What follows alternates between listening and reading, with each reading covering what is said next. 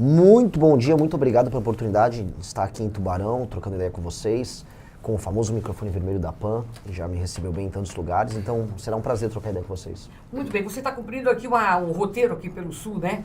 Como é que está esse trabalho aqui agora de visitação, principalmente aqui do Sul? Como é que você passou por Criciúma ontem? Criciúma ontem, fica no sul do estado, daqui vai para onde?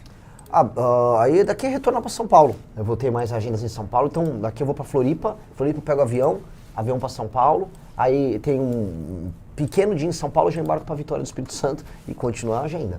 Esse roteiro é mais para visitar a imprensa ou você tem mais contato com o partido também? Não, é contato com problemas nas cidades, contato com pessoas, eventos que a gente faz e muita imprensa. Ser questionado na imprensa, apresentar nosso projeto. É basicamente uma turnê para ser conhecido e entender também o espírito não só do estado como um todo, mas das regiões. Ontem fui em Criciúma, fui tanto ver elementos interessantes numa cidade como Criciúma, mas ver os problemas. Até deu uma polêmica que fui num bairro chamado Pinheirinho, falar sobre o avanço da Cracolândia ali naquele bairro. Igual eu fiz no Maranhão também. Você pegar elementos interessantes, pegar sugestões de projetos e levantar também os problemas para que as pessoas sejam provocadas a buscar uma solução. Então, a agenda em Santa Catarina foi toda nessa linha. Antes de qualquer pergunta, eu queria que você um pouquinho falasse quem é o Renan Santos, para que as pessoas, para que o nosso ouvinte conheça um pouquinho mais. Pois é, o Renan é um cara de 42 anos, nascido em São Paulo, filho de uma família de classe média, típica. Minha mãe psicóloga, meu pai advogado. A gente era num bairro operário ali, a Moca, bairro dos italianos.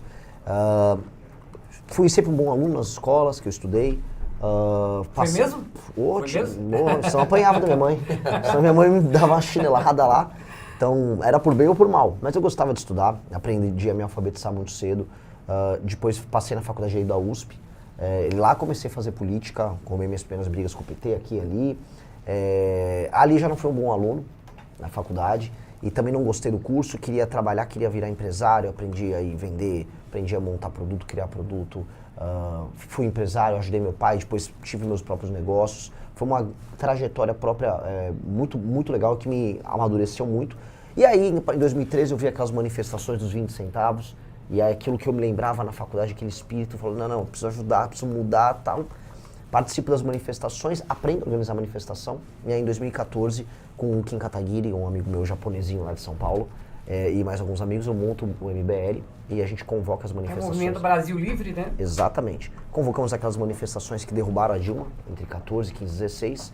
Derrubamos a Dilma, depois apoiamos a prisão do Lula, apoiamos a Operação Lava Jato.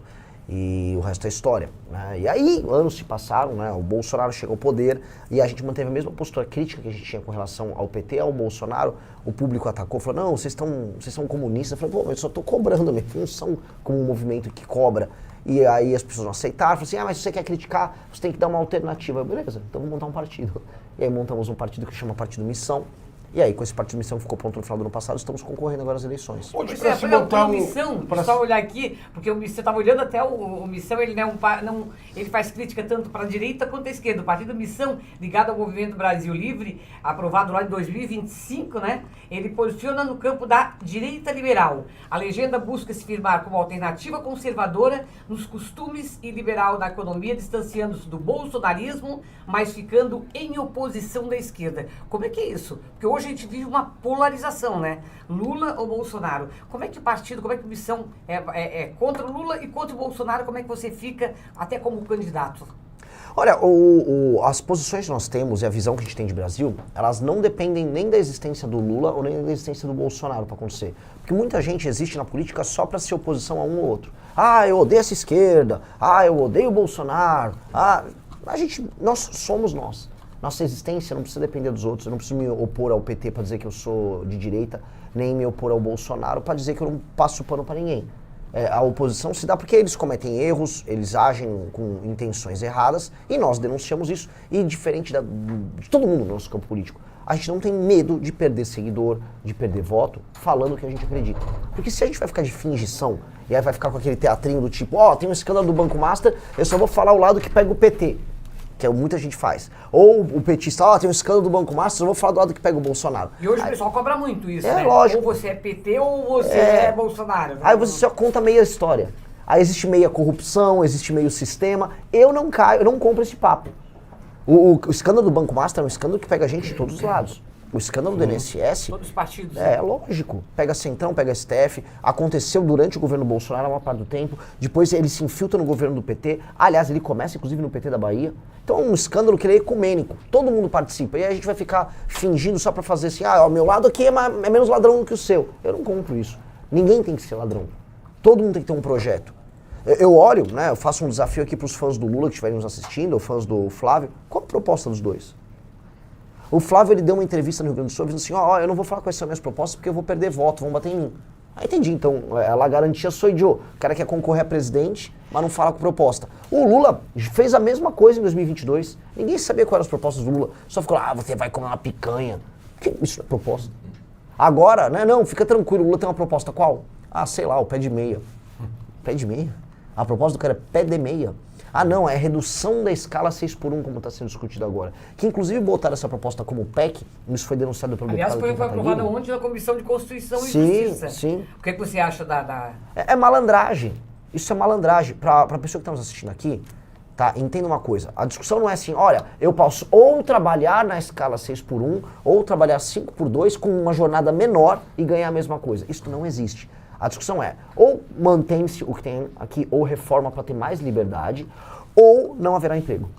E aí a pessoa vai ter que tomar uma decisão. Porque quando coloca a verdade, que é os empregos vão raliar e boa parte das pessoas vão para a informalidade, aí muita gente vai falar, opa, volta atrás, não sabia.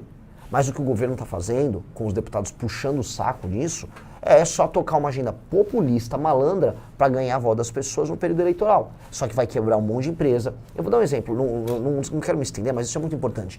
Você tem ainda aqui no Brasil empresas que estão as famosas cadeias globais de produção. O que é uma cadeia global de produção? Você tem, por exemplo, uma Sistemista, é uma fábrica que produz componente que vai em carro. Ele produz componente, sei lá, vou dar um exemplo, um airbag que vai num carro que é feito numa fábrica no Brasil, numa fábrica no México, numa fábrica nos Estados Unidos, numa fábrica na Índia.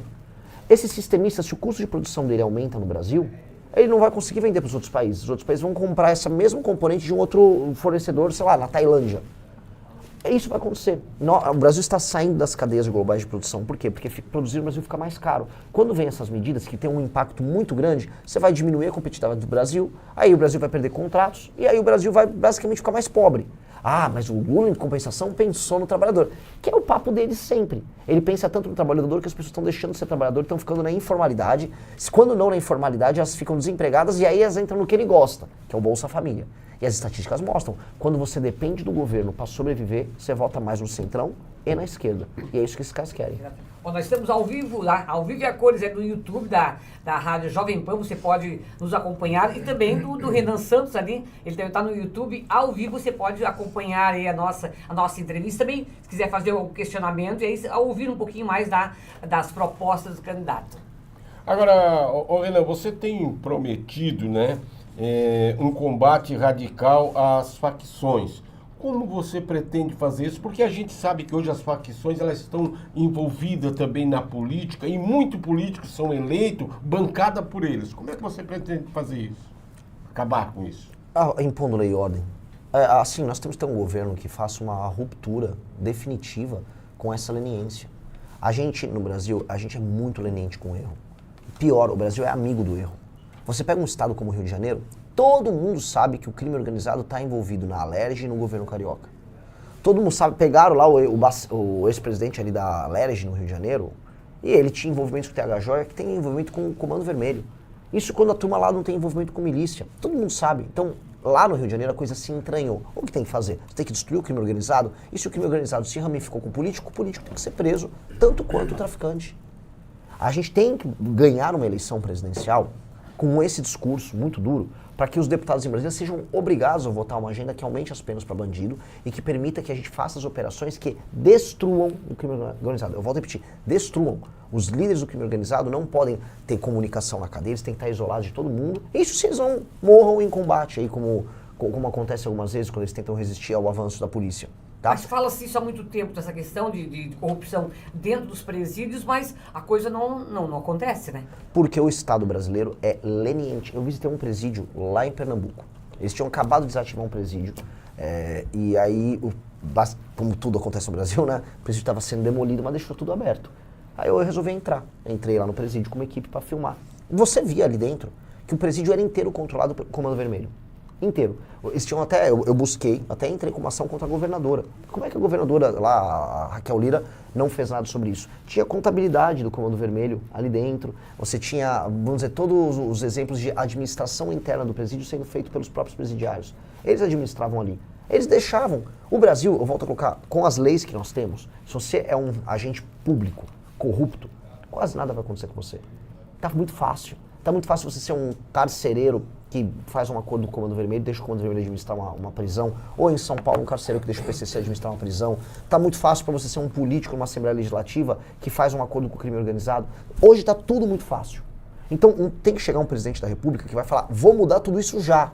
Esse é o nosso foco. Nós tivemos já muitos que disseram, vai mudar e acaba não mudando. Que entra no governo, sai governo e acaba ficando praticamente a mesma coisa. Olha, na presidência da República, que eu me lembre, nos últimos 20 anos, o único que entrou com esse discurso de vou botar lei e ordem foi o Bolsonaro. E ele não fez. Pois é, exatamente. Ele não fez. O Lula nunca teve esse discurso, a Dilma também não teve esse discurso, o Michel Temer era vice, o Fernando Henrique era outro discurso.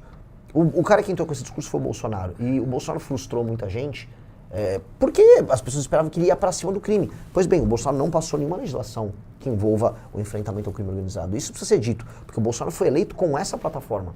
E aí quando o ministro Sérgio Moro tentou passar uma agenda disso, na época, no Ministério da Justiça, que era o pacote anticrime dele, o pacote foi desmontado e sabotado pelo Congresso e o próprio Bolsonaro. O Bolsonaro largou ele à própria sorte.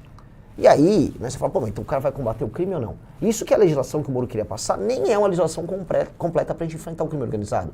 Era uma parte da legislação necessária. Mas você não acha que é um sistema duro para poder se mexer, para poder tocar nesse sistema, já que tem muita gente envolvida, e a gente sabe que esse sistema não é só um sistema brasileiro, é um sistema mundial, que eles comandam tudo isso aí. Como é que vai dar para mexer? Chegando lá, a coisa não pode ser diferente. Você chegar lá e ficar frustrado, pô, eu pensei em uma coisa, mas não vai ser aquilo que eu prometi para o povo brasileiro. Mas que você caia lutando.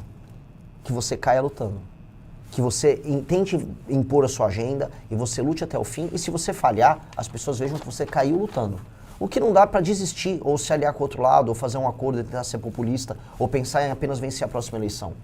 Se eu sou presidente, eu ganhei com essa plataforma, e eu vou tentar passar essa plataforma até o fim, eu prefiro tomar um impeachment e ficar inelegível e lutar até o fim para passar a plataforma, do que ficar fazendo média. Eu prefiro fazer isso, porque assim, se as pessoas me elegerem, isso quer dizer que eu vim de um partido pequeno que surgiu em novembro do ano passado, cresci nas pesquisas e ganhei. Isso significa que as pessoas querem muito mais uma agenda, que é a agenda que eu estou falando, do que a minha pessoa, que é uma pessoa que elas estão conhecendo agora. Então a agenda é muito importante. Se essa agenda, que venceu as eleições, não for respeitada pelo Congresso ou pelo STF, o presidente tem que lutar até o fim contra esses dois. Se mesmo assim a institucionalidade de um sistema que hoje está completamente corrupto não deixar acontecer, o presidente tem que ir para cima deles, muito. E se pagar as consequências por isso, tem que pagar. Você, dessa questão toda, você é a favor da... A gente fala muito da reforma política. Você acha que isso poderia mudar um pouco mais se houvesse uma reforma política hoje no Brasil? Aquilo que a gente tanto espera e acaba não acontecendo até agora? Sim. O problema das discussões públicas no Brasil sobre a reforma política é qual reforma política e o que nós queremos tirar da reforma política. Eu acho que nós temos que ter... O que é necessário? Olha, primeiro, a vontade das lideranças políticas, o que dificulta muito. O STF hoje não atrapalhar você fazer uma reforma e entender onde você quer chegar. O que nós queremos com uma reforma política? É a primeira pergunta. Tá? Muita gente fala, não quero uma reforma política que tenha ou não tenha um financiamento público, que tenha voto distrital ou não tenha voto distrital. Tá, qual é o objetivo? Eu acho que o meu objetivo numa reforma política é diminuir uma coisa chamada centrão. O grande câncer da política brasileira chama-se centrão, mas de longe. A esquerda é um problema? É. A direita performática, que fica fingindo é um problema? É. Mas nem de longe elas se aproximam do centrão. Por que você acha que é importante acabar com o centrão? Porque o centrão, aí entra a questão de uma reforma. O centrão usa a política apenas como instrumento para ganhar dinheiro, ele não tem posição política. Um político do centrão, ele não se importa se ele está num governo de esquerda, centro, direita, ele não é nada, ele só está no governo para roubar e para achacar. E aí o sistema político nosso é desenhado de modo a facilitar a vida dele. Um político do centrão, ele ganhou uma eleição para deputado federal, aí ele não sabe se o presidente A ou B ganhou, ele não liga, não é importante para ele. Ele quer só saber como ele vai tentar obter dinheiro e cargo daquele presidente. E aí o apoio a um presidente da República para ele está apenas condicionado a ele obter benefícios financeiros, que é a forma como funciona. Hoje você tem as emendas, e as emendas fazem com que ele só fique administrando emenda. Isso é loucura. Porque aí a gente não tem, por exemplo, uma coalizão. O presidente da República não consegue administrar nada. Mas, quando esse cara administra a emenda, ele manda a emenda pro prefeito dele na base dele, e o prefeito não tem responsabilidade nenhuma em ter desempenho. O prefeito é só administrador de emenda. Você é a favor de manter as emendas ou não? Eu sou a favor de reduzir o tamanho das emendas, que hoje elas estão chegando na casa dos 65 bilhões, a coisa assim, ultrapassou qualquer nível de razoabilidade. Sou a favor do que o pouco de emenda que tem que existir tem que ser altamente fiscalizado, tem que ser transparente, tem que acabar com esse negócio de orçamento secreto. E acho que as emendas têm que ser condicionadas a desempenho. Então, se você mandou uma emenda para um prefeito que não está entregando melhoria no desempenho, está proibido de mandar emenda para aquela cidade. Por quê? Porque o prefeito tem que pular, tem que se picar para melhorar a vida das pessoas e não ficar usando emenda para comprar voto, que é o que acontece. Emenda, conforme os municípios vão, a gente vai para os municípios menores e mais pobres, emenda é apenas um instrumento de compra de voto e roubalheira. E quando você vai para estados como Maranhão, como eu estava lá, é só isso. Acho que não tem uma emenda lá no Maranhão que não seja roubo. É tudo roubo. E quando você é a favor ou contra a reeleição? Para grandes cargos no executivo, vamos botar um governador ou um presidente da República, eu sou a favor de mandato de 5 anos, sem precisar de reeleição. Por que só presidente da República? Eu acho que no Poder Executivo, porque no Legislativo não tem problema você ter um deputado que se reeleja 2, 3 vezes, que tem uma tradição de trabalho sério. Acaba ficando, tornando profissão político? Ele só vira profissão político se a gente não tiver outros instrumentos de avaliação do eleitor que permitam que você tenha uma renovação. Agora, desculpa. Aí, Renan, que eu acho que mora o perigo. Porque eu acredito que para mexer nesse sistema, nós temos que convocar o povo brasileiro para fazer uma mudança em tudo, inclusive no Senado, na Câmara Federal e trazer de novo. Porque aqueles que estão lá são viciados e estão patrocinados por esse grupo de facção. Porque muitas vezes o recurso que vem do fundão não dá para eles. Aí onde é que eles vão? Esses criminosos da facção começam a patrocinar esses caras e esses caras estão presos na mão deles. Você vê que ali é um vício muito grande. Aí nós estamos falando aqui também na reforma. Essa reforma, para acontecer, ela nunca vai vir de dentro para fora. A reforma ela tem que começar de fora para dentro. Aí sim nós vamos ter uma reforma garantida. Aí tem que mobilizar o povo brasileiro para acontecer essa reforma. Eu concordo gênero, número e grau. O político, especialmente o político do Centrão, ele monta um pool de financiamento dele. No Rio de Janeiro você vai ter crime organizado nesse pool. Sempre. Milícia, facção criminosa. Em São Paulo depende, também tem. O PCC também tem seus parceiros. Tem que ser cuidadoso que eu falo, mas tem. Vai variar de lugar para lugar. No Nordeste, é o Centrão, emenda e dinheiro desviado com o prefeito, empreiteira. Cada um tem sua modalidade. Todas essas modalidades têm que ser desmontadas. E a gente tem que criar um sistema, eu chamo de sistema de incentivo e recompensa, para que o político trabalhe pelo bem comum. A gente tem que entender que, eu não estou exagerando, eu achava antes que isso aí era um exagero, hoje eu posso falar como alguém que está vivendo a política, mais de 90% dos políticos brasileiros não se preocupam com o bem comum. Eles estão preocupados em se reeleger e ganhar dinheiro. Ponto. Isso é mais de 90%. É só isso que eles pensam. E ao não se preocuparem com o bem comum, eles também começam a entender como funciona o eleitor. E sabe o que a gente descobre? O eleitor também não está preocupado com o bem comum. Então, a coisa é, o político e o eleitor não estão preocupados. O eleitor vende o voto no Brasil.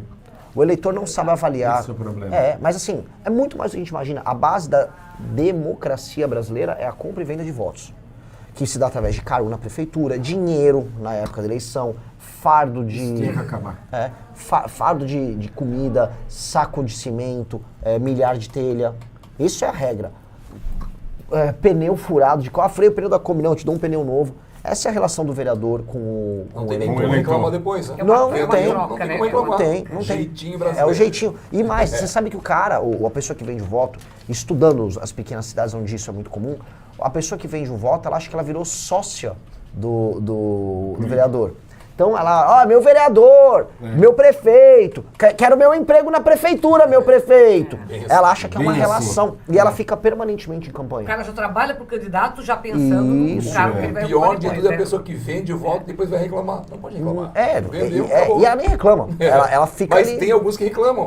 Mas vendeu e reclama. Não tem como. E deixa eu só contar uma história, eu tava lá no Maranhão. E aí era isso, eu fui na cidade, talvez a pior cidade do Maranhão, com uma IDH mais baixa, era Marajá do Sena. Cidade muito, muito, muito pobre. Eu fui numa família muito, muito pobre, vive de agricultura de subsistência. E aí 2 pessoas na família trabalhavam pro prefeito. E aí eu ia lá, perguntei, e aí, e a rua aqui que não tá asfaltada? Aí aparecia uma moça, Ele não vai falar do meu prefeito é muito bom, porque ela trabalhava. E vivendo na lama, no lodo. Não, veio da lama, no lodo, vivendo de bolsa, família, mas o prefeito é muito bom. Pô, isso é deplorável. E as pessoas, elas se acostumam com isso.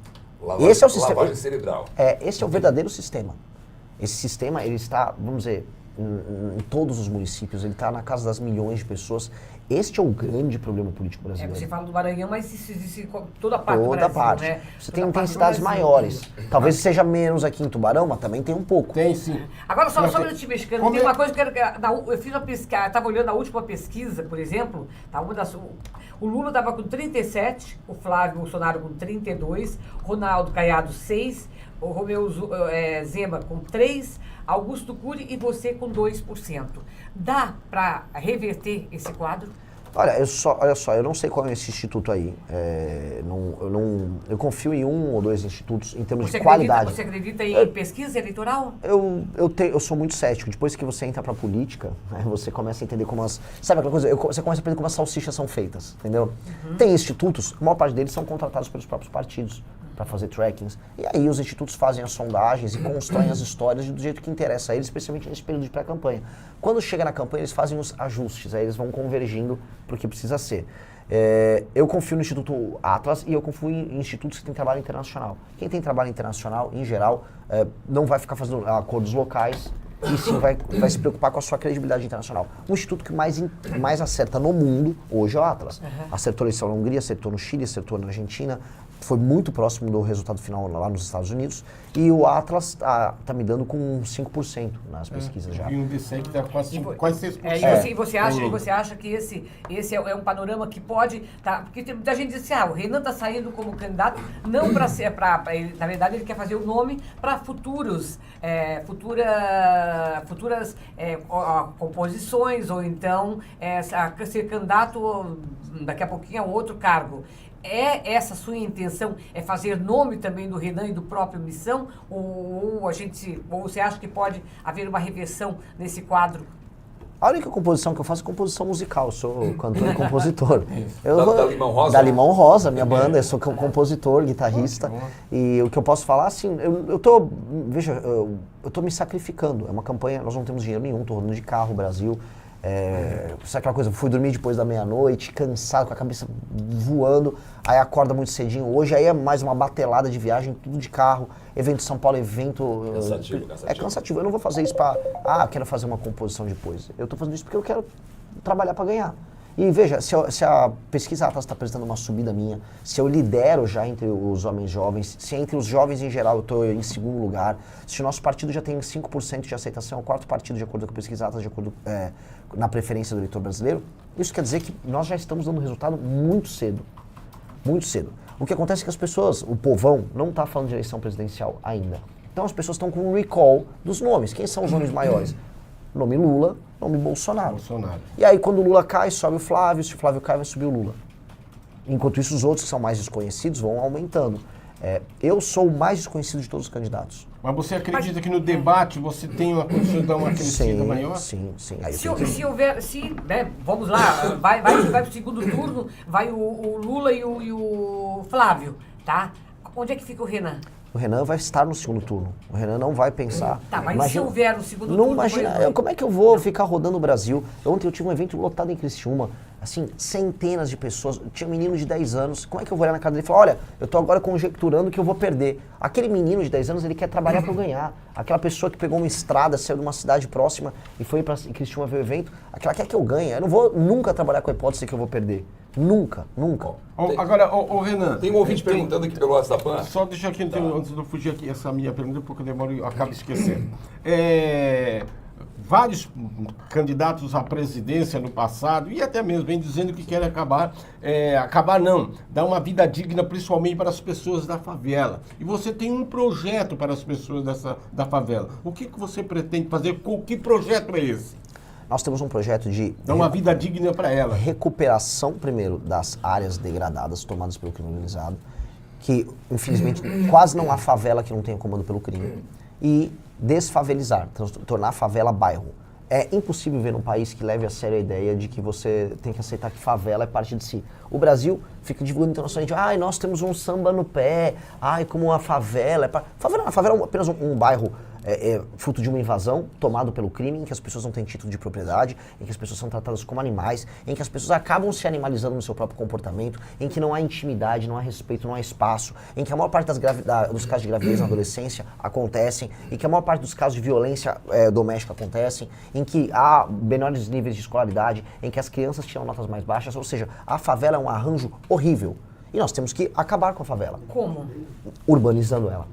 Definitivamente urbanizando. Retomando primeiro, afastando o crime organizado, depois mudando a paisagem dela. Você precisa abrir avenidas e ruas de passagem, você tem que acabar com as vielas. E as casas e os comércios que já estão montados e que são, vamos dizer, estruturalmente sustentáveis, elas ganham título de propriedade, elas se adequam às normas, como qualquer construção normal. E o que está em área de encosta, o que precisa ser substituído para passar de uma rua, fazemos prédios e vamos entregar para aquelas pessoas a propriedade privada delas. Vamos arborizar as ruas, vamos integrar as pessoas, vamos fazer com que as pessoas tenham CEP, tenham seu endereço, vamos colocar uma estrutura de câmeras para que o crime nunca mais volte lá, instalar bases policiais, vamos integrar elas do ponto de vista econômico com o restante das cidades, porque país sério não tem favela. A China não deixou ter favela. Singapura tinha favela, ela acabou com a favela em Singapura. Por que a gente tem que ter favela? Por que a gente tem que aceitar? Por que ser uma coisa tão fácil para, não é fácil. acabar com todo esse problema? Por que até agora não fizeram? Não é fácil, não é fácil. Por duas razões. Um, o governo não tem dinheiro, não há dinheiro para fazer isso. E dois, não há vontade política. Você acha que ele não quer acabar porque também ele leva vantagem, às vezes, no voto Lógico. daqueles menos esclarecidos? Lógico. Por isso que ele não tem essa intenção de acabar? Pro político é juntar a fome com a vontade de comer. Um, não tem dinheiro. E dois, é muito bom você aparecer como político numa favela. Falar, vou cuidar de você. Que é o que eles fazem. Eu vou cuidar de você, você faz acordo com o dono da boca. Aí o dono da boca deixa você entrar, mas não deixa seu concorrente entrar. É assim que funciona. Todo mundo sabe. Só que o Brasil vai e aceita. E o que eu odeio é a propaganda oficial. É quando você liga na TV e fala, não, porque, olha, na favela a gente tem um jeitinho, tem um samba no pé. Não, o nosso jogador tem uma ginga. Que já fala, que ginga? Que papo é esse? Nenhum lugar sério tem favela. Favela tem que ser desmontada. E aí, o enfrentamento ao crime que a gente fala, tem que ter como continuidade e extensão básica do projeto o fim das favelas. Favela tem que virar bairro. E eu tenho um projeto de 10 anos fazer isso. 10 anos? 10 anos. É 10 anos. 10 anos. Você tem que todo ano urbanizar as áreas, e você tem que entregar de títulos de propriedade, você tem que criar os sistemas de financiamento. Não dá para manter a ideia de favela. Isso é o fim da civilização brasileira. Antes do começar, tem uma pergunta do ouvinte aqui, o Vitor Zangali, que mora aqui em Tubarão, ele escreveu o seguinte, esse cara que está dando entrevista é incrível, proposta atrás de proposta, ideia puxando ideia. Se continuar assim, terá meu voto, ele falou aqui. E ele perguntou o seguinte, se puder perguntar algo para ele, como ele lidará com a questão de imigração em Santa Catarina, principalmente pessoas vindo do Norte, Nordeste e países vizinhos? Já respondo agora? Pode responder. Ótimo. Eu sou o único pré-candidato que está falando isso porque perde voto. Isso perde voto, dizem, né? Mas realmente eu estou naquela linha do sincericídio. Eu vou falar o que precisa ser feito. Todo lugar que tem alta migração interna apresenta um desequilíbrio de região. Na China, por exemplo, as pessoas que moravam na região oeste, né, perto dos desertos, no interior, todos, se fossem migrar todos de uma vez para as cidades no litoral, você ia favelizar a China. A China normatizou e controlou isso de um jeito meio autoritário. Na Alemanha você tem regras em que, por exemplo, uma pessoa, se vai mudar de uma cidade para outra, ela tem que demonstrar que ela tem um lugar para ficar e um emprego. São Paulo, nos anos 60 e 70, lugar de onde eu vim, se for pegar nos anos 40 e 50, São Paulo era um brinco. São Paulo recebeu uma migração desenfreada, favelizou, e até hoje São Paulo não resolveu seus problemas. Tem uma periferia gigantesca, o governo não tinha dinheiro para fazer a infraestrutura para conectar as pessoas vivem mal na periferia de São Paulo. Boa parte da discussão da 6x1 é porque as pessoas que moram em periferias de cidade como São Paulo não conseguem ter transporte para ir trabalhar no centro e passam no dia 4 horas dentro de ônibus e trem, na maior parte do tempo dentro de ônibus. Terrível, né? E aí, por isso que a pessoa fala que é uma tortura. E é uma tortura com razão. Pois bem, Santa Catarina está se desenvolvendo mais do que outros lugares no Brasil. Logo, pessoas vão sair desses outros lugares e de outros países e vão vir para cá. Porque as pessoas não querem apenas o emprego que existe aqui, elas querem a qualidade de vida que existe aqui.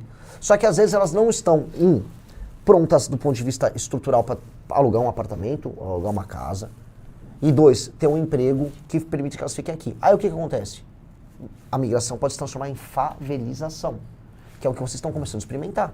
O bairro do Pinheirinho, não é isso? Eu entrevistei pessoas ali, uma parte das pessoas que Criciúma, moravam né? em bairro do Conheço Pinheirinha, Criciúma, em Criciúma. Criciúma. Eu vi gente, muita gente de Belém do Pará. O cara fala, até um cara que eu entrevistei falou, eu era de uma favela lá em Belém, agora eu vim... Entendi. O problema, você tem um modo de vida aqui nas cidades no Santa Catarina, bom, as pessoas começam a perceber que o seu modo de vida começa a se deteriorar.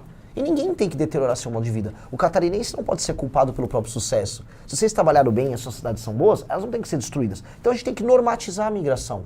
Não é que virou um outro país, tem que proibir. Não, não. A pessoa quer migrar pra cá, você tem lugar pra ficar? Não um barraco, não um lugar invadido. Você tem um lugar pra ficar? Você tem um emprego? Você já tem um contrato assinado com alguém?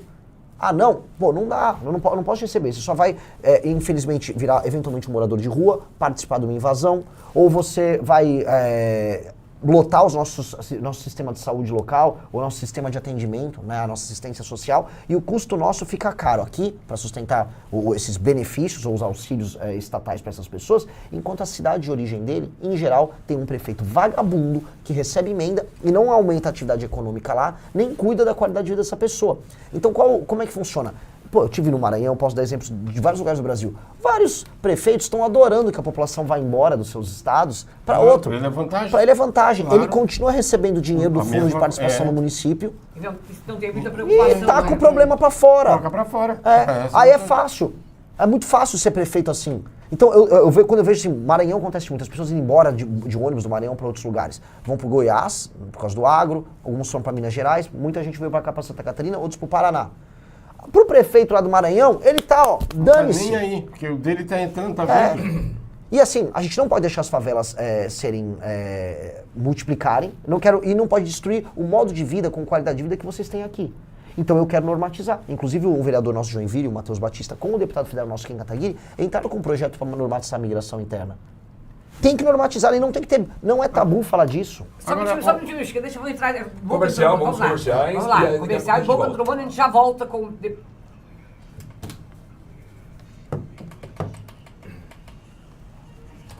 Jovem Pan 7h56.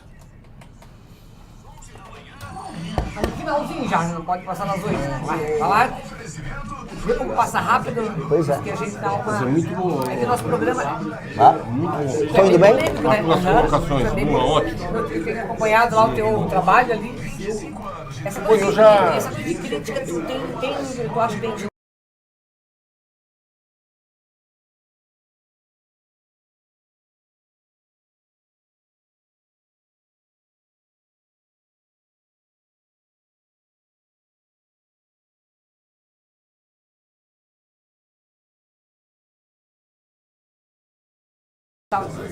Comentando. Não faz nada, ele não fala nada. Flávio, a única coisa que ele disse que é uma proposta dele é para tirar o Bolsonaro da Né, cadeia. eu faço essa piada o tempo todo.